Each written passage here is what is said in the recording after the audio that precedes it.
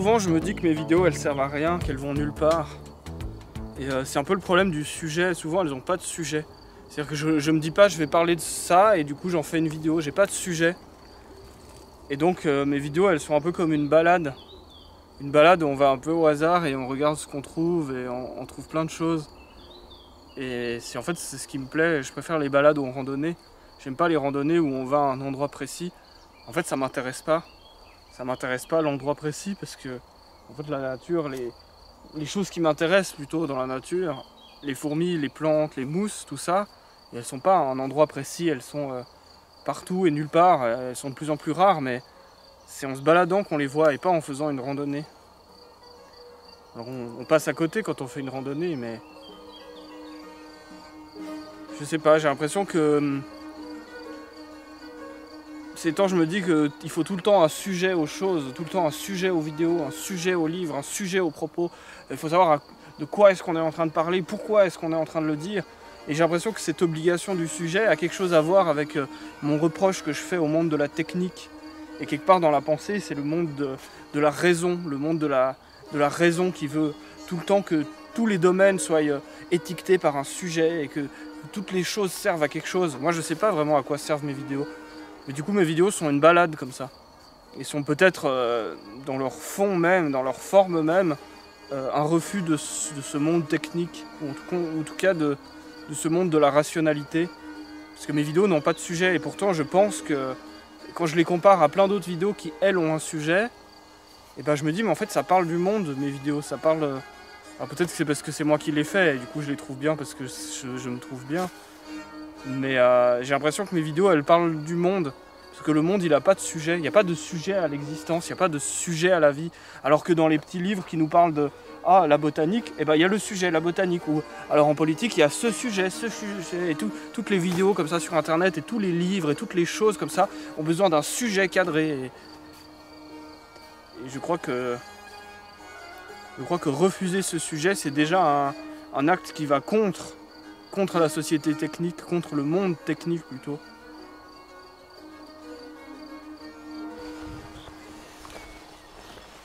La randonnée c'est toujours un long trajet de plusieurs heures jusqu'à un endroit où il y a une belle vue, puis après on refait une boucle et on revient. Alors moi j'aime pas ça, c'est pas ce que je fais, moi je fais pas des randonnées. Moi je marche un peu au hasard et j'observe les pierres, j'observe la couleur de la terre, j'observe les insectes, j'observe les fleurs, j'observe la forme des montagnes, comment l'eau a ruisselé à travers les montagnes, comment les plantes s'adaptent au sol, quelles sont les mousses qui recouvrent les cailloux, quelle est la dureté des cailloux. Je regarde comment c'est le sous-bois d'une forêt de noisetiers, d'une forêt de châtaigniers, d'une forêt de chênes, d'une prairie avec des buissons. Comment c'est quand les vaches ont mangé, quand les vaches n'ont pas mangé. J'observe les petits êtres vivants, des petits endroits où on voit 5-6 plantes qui semblent vivre au même endroit, soit parce qu'il y a une ressource commune, soit parce que je ne sais quelle raison. Moi j'aime observer ces choses. J'aime me balader lentement, regarder les fourmis. Là il y a une petite fourmilière de Formica rufa. C'est la même qui fait des énormes dômes chez moi. S'arrêter toutes les minutes, mais c'est même pas un arrêt parce que ces minutes de marche ne sont même pas des marches comme si j'allais à un endroit. Je glisse comme ça d'une chose à l'autre, d'un buisson à l'autre, d'un élément à l'autre. Voilà, c'est peut-être juste comme ça qu'on appelle une balade. C'est peut-être juste une balade ce que je fais. Je sais pas si c'est ça qu'on appelle une balade. En tout cas, ce que je vous ai décrit, c'est ce que je fais. Parfois, ça peut durer 20 minutes, parfois, ça peut durer juste 5 minutes, le temps de regarder 2-3 plantes, la forme qu'elles ont. Parfois, ça peut durer toute une après-midi. Et parfois, comme certains marais ou certaines fourmilières où je vais, ça peut durer 10 ans, 15 ans.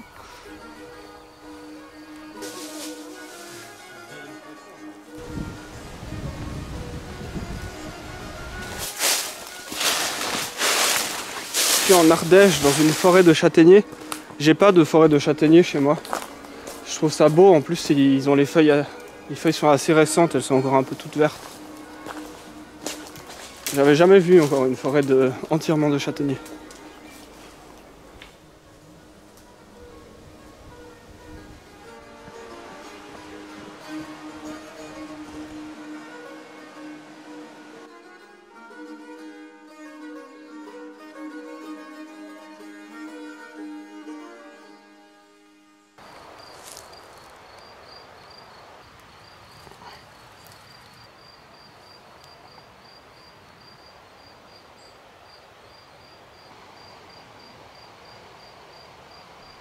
C'était la fille d'un roi français que l'on marie à un Anglais. Pour mes chers frères empêchés de m'emmener,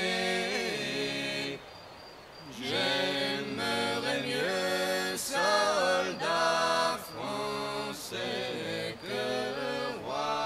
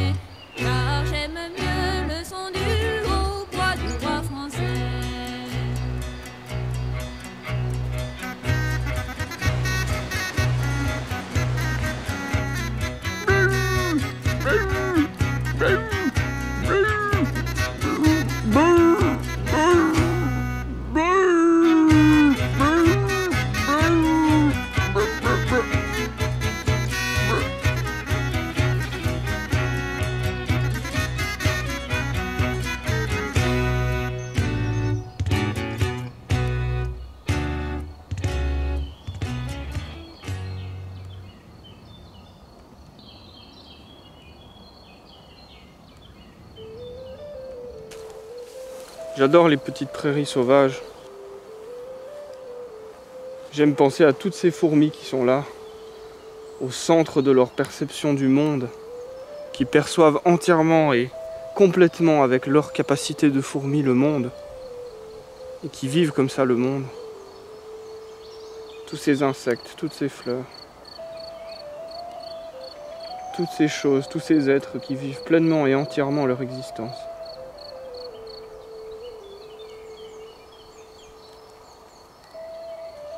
Avec tous les moyens qui sont à leur portée. Toutes les forces qu'ils ont en eux. Et j'aime beaucoup les grosses fourmis car ça nous permet de percevoir leur activité. Là, elles sont en train d'excaver le tronc et donc elles sortent des petits copeaux de bois et elles les lancent en dehors de la fourmilière.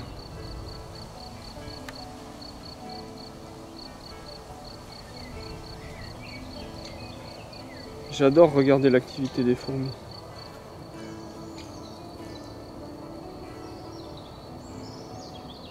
Je suis intrigué ces temps par ces deux événements, ces deux choses.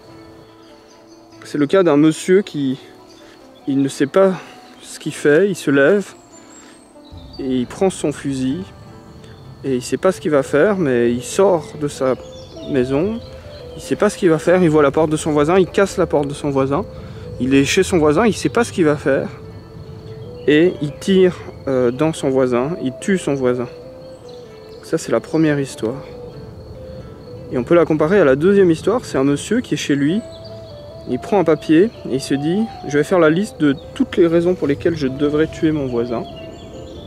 Il fait toutes les raisons, toute la liste, il fait une liste et il en arrive à une conclusion qu'il y a plus de raisons de tuer son voisin que de ne pas tuer son voisin et que ces raisons sont plus importantes. Et donc il prend son fusil, il fait exactement la même chose que dans l'histoire numéro 1, il casse la porte de son voisin et il tue son voisin. Et je trouve ça intriguant parce que j'arrive pas à discerner, c'est comme... Évidemment je crois là on joue avec ce mythe qui est la liberté, ou plutôt un mythe qu'on a créé de la liberté, de ce qu'était la liberté. Mais ces deux histoires me fascinent. Il y a un monsieur qui n'a rien maîtrisé, à aucun moment il savait ce qu'il faisait et il aurait pu prédire ce qu'il allait faire après. Et un autre monsieur, il a tout préparé. Et pourtant l'un comme l'autre, on a l'impression qu'ils ne sont pas libres. L'un comme l'autre, on a l'impression qu'ils ne sont pas libres. Mais je crois que beaucoup de gens considèrent qu'il faut faire la liste des choses, de pourquoi ou pourquoi pas, et que par la connaissance, on peut acquérir une sorte de liberté. Se dire, eh bien, j'ai choisi en mon âme et conscience, puisque j'ai fait la liste, j'ai tout réfléchi, et j'ai l'impression que celui qui ne savait pas ce qu'il faisait, qui n'aurait pas pu prédire quelques secondes avant qu'il allait casser la porte de son voisin, et une fois la porte cassée, il n'aurait pas pu prédire qu'il allait tuer son voisin, j'ai comme l'impression que celui-là est plus libre, comme s'il n'était pas contraint par des choses, par des règles qu'il avait notées sur le papier qui faisaient que c'était inévitable qu'il devait tuer son voisin. Comme si à tout instant il aurait pu faire autre chose. Je sais pas, en tout cas je réfléchis pas mal à ces deux possibilités sans savoir qu'est-ce qu'il y a à trouver, ni même s'il y a quelque chose à trouver là-dedans. Celui qui agit avec la raison et celui qui agit sans même savoir ce qu'il fait, avec le moins de raison possible.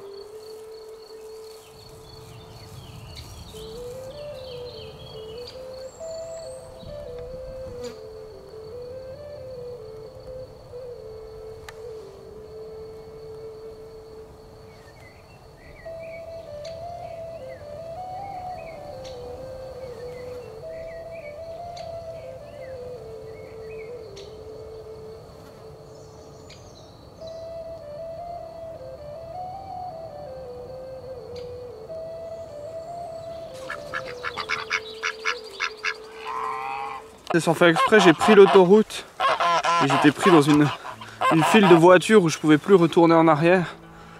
Donc je me suis réengagé sur l'autoroute. Du coup je suis de retour dans le sud de l'Ardèche. En tout cas plus au sud. Ça m'a fait penser à nouveau à cette histoire d'un personnage qui ne maîtrise rien de ce qui lui arrive et pourtant il semble plus libre que celui qui a tout inscrit. Je trouve ça très étrange parce que beaucoup de gens semblent nous dire il faut devenir un décideur, il faut être capable de prendre les bonnes décisions, etc.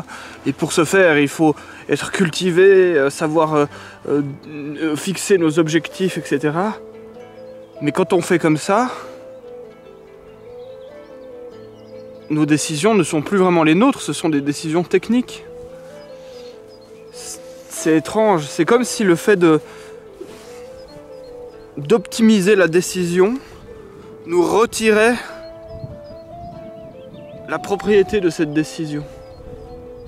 La personne qui a inscrit toutes les raisons pour lesquelles il doit faire une chose, il demande à la technique de choisir à sa place. Son être est diminué par la technique des raisons,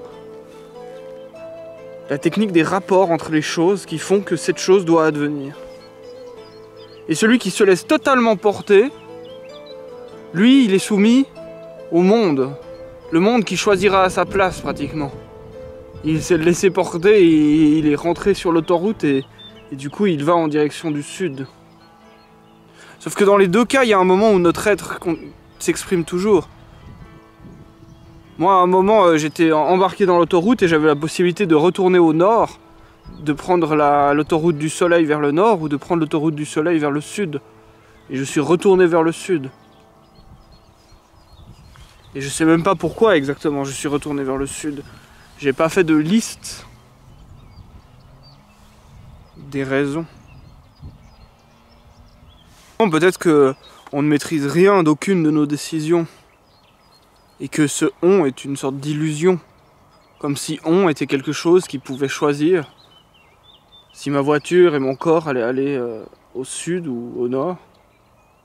Peut-être qu'on ne décide rien. Exactement comme la rivière qui coule là où c'est le plus facile. Mais peut-être qu'on décide, peut-être qu'on est en capacité de faire déborder cette rivière. Je l'ignore. Je savais même pas qu'il y avait des bousiers ici. Mais il y avait 2 bousiers en train de se battre pour une petite boule de crotte. Et dès qu'ils m'ont vu, eh ben, ils se sont figés et ils n'ont pas voulu recommencer à bouger. Vous voyez, le monde de la technique va finir par tout considérer comme une ressource ou un outil. Et ne conçoit que des ressources et des outils. Tout ce qui n'est pas une ressource ou un outil est une sorte de déchet. Il y a peut-être cette autre catégorie qui est le déchet. Il y a des ressources, des outils. Il faut utiliser les outils pour exploiter les ressources, pour produire de nouveaux outils, pour produire de nouvelles ressources, pour produire de nouveaux outils. Ça, c'est la technique. Et tout ce qui ne rentre pas dans ce processus est un déchet.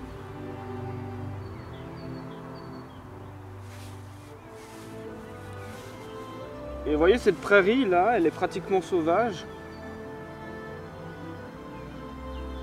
Cette prairie est sauvage. Pour quelle raison? Car elle est trop en pente. Trop en pente pour l'efficacité énergétique de l'exploitation de son sol. Ça coûte trop cher, ça demande trop de ressources avec les outils que l'on possède. Un jour, on aura peut-être des outils pour exploiter cette prairie de manière efficace. Et donc cette prairie sera transformée en un monde technique, comme ce qu'il y a plus bas, là où c'est plat et où il y a une rivière. Là où le monde de la technique avait suffisamment de ressources et suffisamment d'outils pour exploiter la chose. Donc cette prairie est un déchet. Une future ressource peut-être. Je ne sais pas si la catégorie déchet existe vraiment parce que le monde de la technique considère cette prairie comme une ressource, mais une ressource trop coûteuse à exploiter. Mais s'il y a vraiment des choses qui sont des déchets, que la technique ne veut pas, rejette, eh peut-être que c'est la meilleure chose à faire d'être un déchet, pour ne pas être broyé par le monde technique. Je sais pas. En tout cas, ces fleurs sauvages là ont tout intérêt à être considérées comme un déchet complètement inutile. Elles ont tout intérêt à être des déchets pour le monde de la technique. Des choses comme ça inutiles, inexploitables, qui ne sont bonnes qu'à être entreposées dans les zones inaccessibles. Je dis pas que cette prairie est un déchet. Je dis que cette prairie est un déchet pour le monde de la technique. Le monde de la technique qui est là en bas n'a que faire de cette prairie. Et pour le monde de la technique, c'est un déchet. C'est peut-être la meilleure chose qui puisse nous arriver si l'on veut échapper au monde de la technique. C'est d'être inexploitable, d'être inutilisable, un outil inutilisable et une ressource inexploitable. Si vous êtes un outil inutilisable et une ressource inexploitable, alors le monde de la technique vous laissera pourrir dans un coin, mais pour lui c'est pourrir, pour le monde de la technique. Mais est-ce que ces fleurs-là pourrissent? Est-ce qu'elles pourrissent dans la montagne? Elles servent à rien pour le monde de la technique, mais elles n'ont que faire de lui. C'est marrant parce que depuis tout petit, j'aime bien les déchets.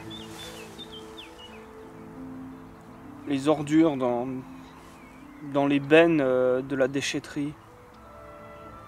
Et peut-être que inconsciemment ou sans le conceptualiser comme je le fais maintenant, je ressentais une espèce de libération dans ces objets. Ces déchets, ils sont comme libérés. Ils sont comme comme libérés de cette chaîne de devoir être un outil ou une ressource. Les voilà libres, inutiles au monde technique. Ils sont devenus un fardeau pour le monde technique. Il faudra les brûler, il faudra les entreposer quelque part. Le plus loin possible de la technique.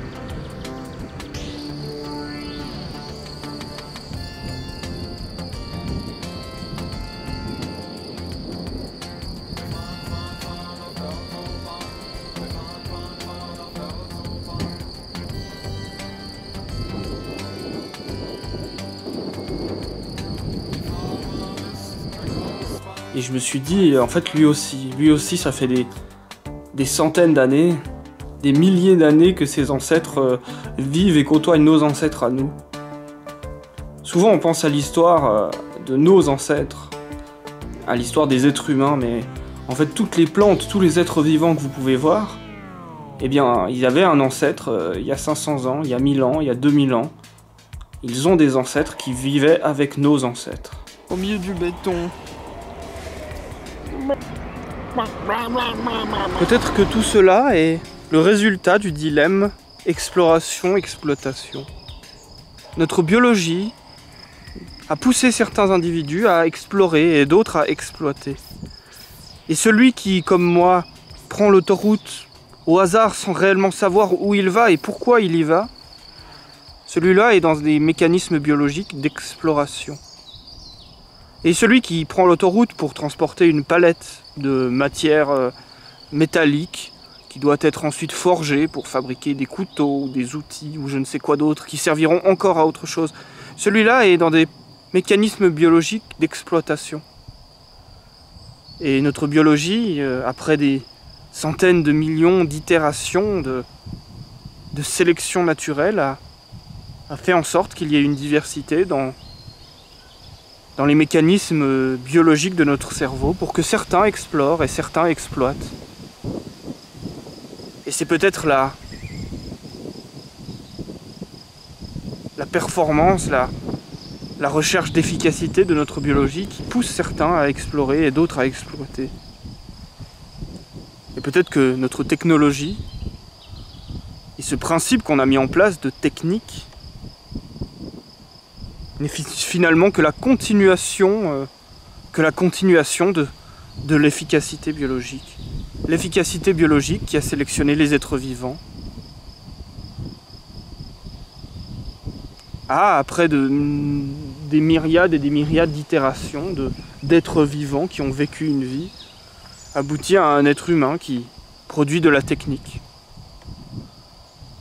Peut-être que notre technique est très efficace et que nous créerons une sorte de nouvelle forme de vie basée sur la technique ou peut-être dans longtemps basée sur de nouvelles matières, de nouvelles formes d'existence.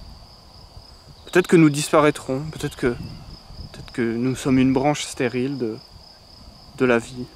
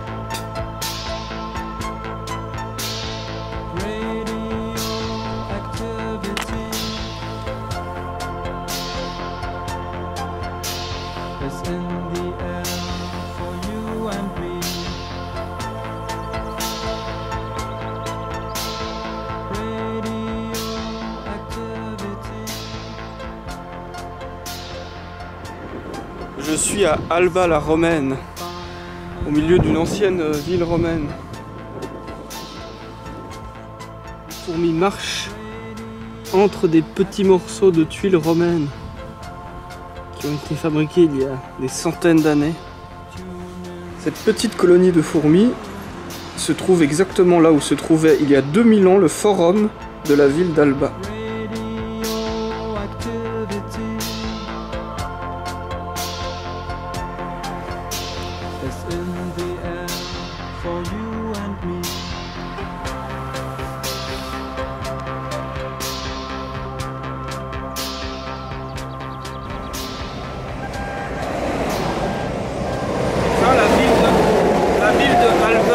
La ville romaine de Alba, elle a disparu et pendant 1500 ans, plus personne n'en a parlé. Il n'y avait plus rien du tout.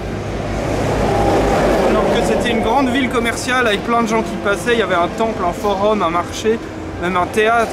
Il y avait toutes les infrastructures et genre, on ne sait pas pourquoi. Plus personne n'y a foutu les pieds, les gens n'y allaient plus. Elle a disparu alors qu'il y avait encore des toits, il y avait encore des canaux avec l'eau qui passait. Il y avait... La ville, elle n'a pas pu... ok, le pouvoir en place s'est effondré, mais la ville a été comme abandonnée. Comme plus personne n'y foutait les pieds. Et pendant 1500 ans, plus personne n'y a foutu les pieds. Alors que ça aurait été facile d'aller habiter là-bas, sous les toits de la ville, enfin, utiliser les canaux, utiliser la ville, quoi. Elle a disparu. Peut-être que tout ce bordel, là, disparaîtra aussi, comme ça. Et que les gens sauront même plus ce que c'est.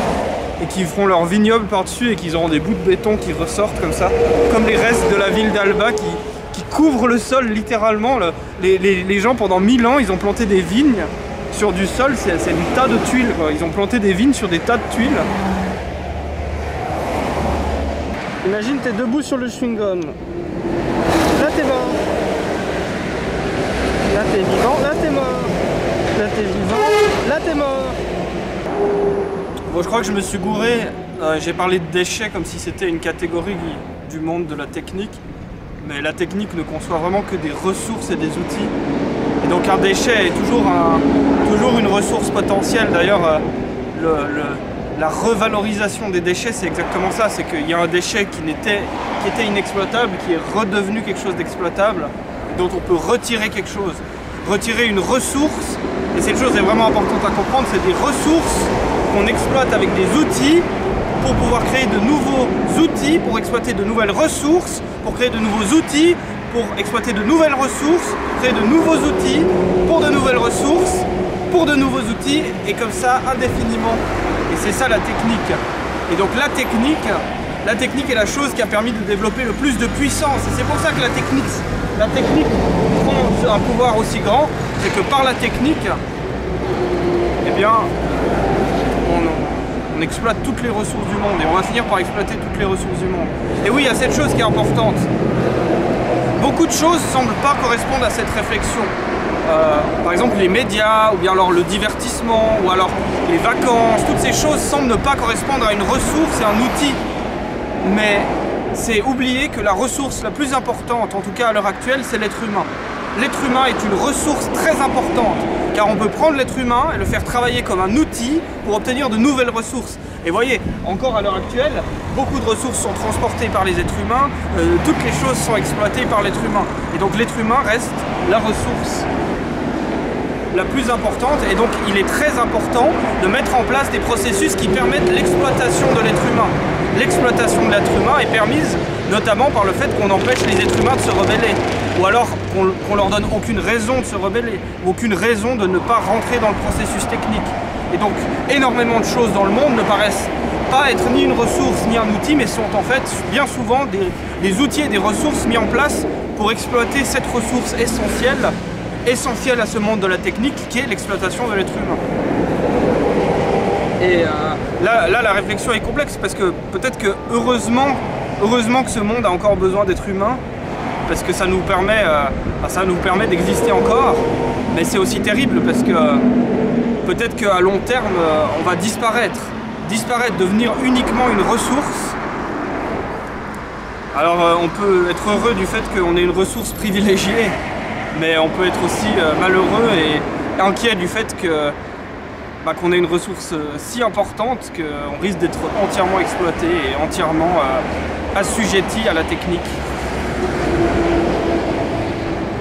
Voilà. Mais en regardant cette autoroute, ça me fait quand même penser à prendre encore plus de recul sur ces choses et à me dire que finalement les fourmis qui transportent des trucs et des machins pour les amener à un autre endroit pour aménager la fourmilière, ça ressemble quand même beaucoup à une autoroute. Alors là l'autoroute est pas mal vide, c'est peut-être pour ça que ça ressemble à une fourmilière, parce que quand elle est embouchonnée sur 25 km, ça ressemble à une fourmilière vachement infernale. Là ça ressemble encore à peu près à une fourmilière. Une fourmilière avec beaucoup plus de technique. J'aime beaucoup les grosses infrastructures importantes, enfin qu'on estime comme importantes, comme les centrales nucléaires ou les barrages, ou bien les pipelines. J'ai jamais vu de pipeline, mais j'aimerais bien voir les pipelines qui transportent le pétrole et le gaz. J'aime bien voir les ports quand je vais au bord de la mer, j'aime bien voir les énormes ports commerciaux avec les grues. Je ne sais pas exactement pourquoi, mais ce sont des infrastructures importantes et des choses qui constituent notre monde, des briques fondamentales de notre société moderne, comme les autoroutes. Et je trouve ça intéressant. Et bon, vu que ce sont des choses importantes, des infrastructures importantes, quelque part ça paraît comme normal de leur attribuer de l'importance et de les regarder et d'observer comment elles fonctionnent et qu'est-ce qui s'y passe et comment c'est. Et qu'on aime ça ou pas, ces choses sont importantes. Moi, c'est peut-être banal de dire que les choses importantes comme les autoroutes sont importantes et donc on doit leur accorder de l'importance. C'est peut-être juste banal.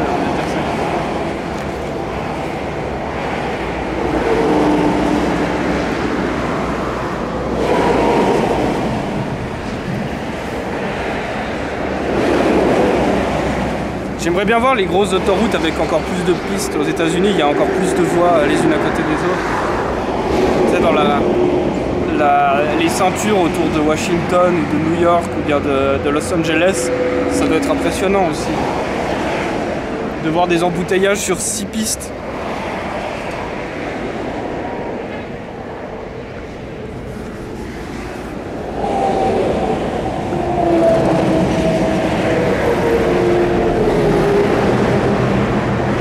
J'aime bien imaginer ce qu'il y a dans les camions. Bon, des fois je pense qu'il y aurait des trucs, je serais triste de voir ce qu'il y a dedans. Là il y a de l'engrais. Là il y a un diplomate dans la voiture. Non, je sais pas. Il n'y a pas assez de camions. Ah oui, là il y a des camions. Celui-là il y a de la viande. Celui-là il y a des motos. Celui-là, il y a des barres de fer, parce que quand ils n'ont pas de logo, on dirait qu'ils transportent des trucs bruts. Celui-là, il y a des fruits. Celui-là... celui-là, il y a des barquettes de poissons vides, il va recharger du poisson à la mer. Celui-là, il y a des tissus, celui-là, il y a des grillages.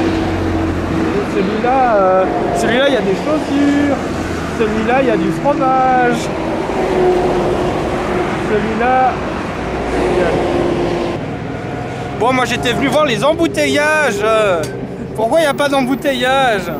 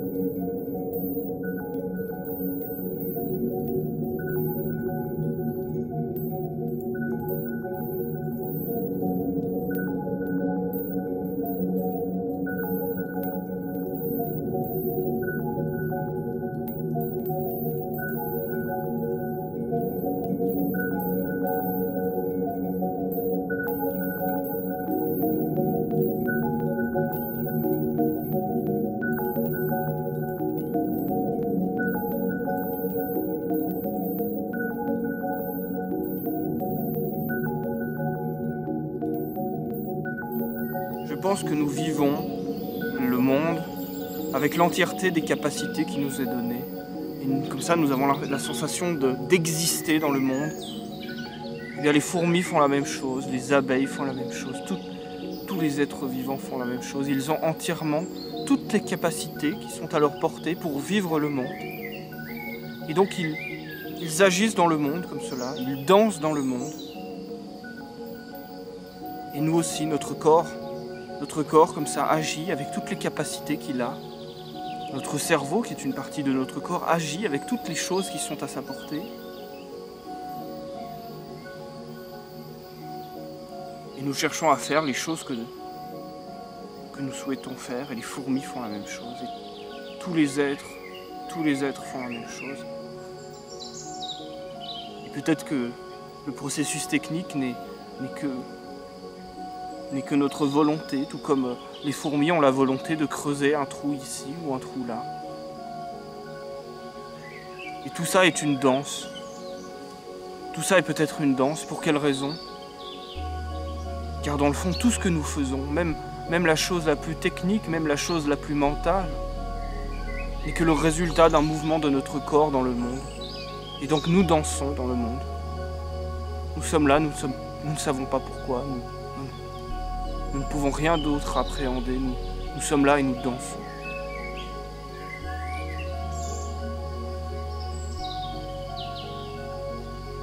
Tout ce monde n'est peut-être qu'une danse. Toutes les choses dansent et rien d'autre n'est qu'une danse.